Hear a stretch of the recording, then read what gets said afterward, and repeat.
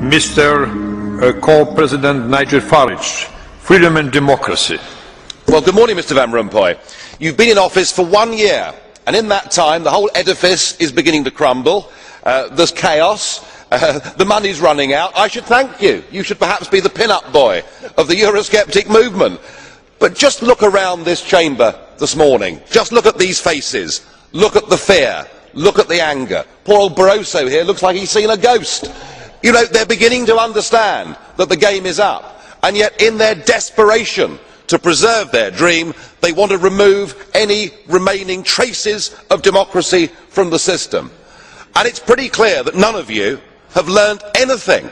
You know, when you yourself, Mr. Van Rompuy, say that the euro has brought us stability, I suppose I could applaud you for having a sense of humour, but isn't this really just the bunker mentality?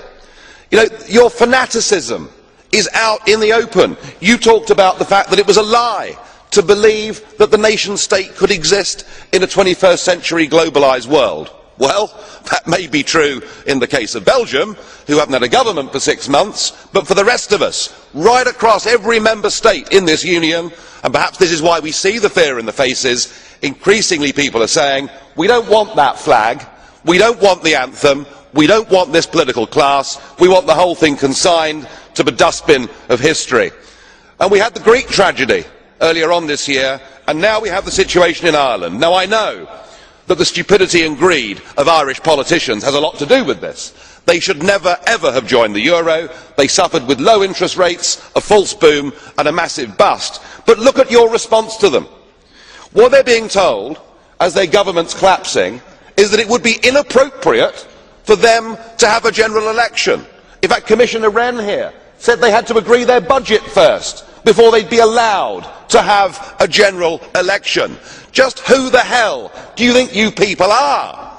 You are very, very dangerous people indeed. Your obsession with creating this Euro state means that you're happy to destroy democracy. You appear to be happy for millions and millions of people to be unemployed and to be poor.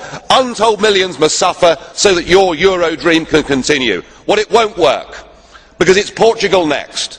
With their debt levels of 325% of GDP, they're the next ones on the list, and after that, I suspect it'll be Spain. And the bailout for Spain would be 7 times the size of Ireland, and at that moment, all of the bailout money has gone. There won't be any more. But it's even more serious than economics, because if you rob people of their identity, if you rob them of their democracy, then all they are left with is nationalism and violence. I can only hope and pray that the Euro project is destroyed by the markets before that really happens.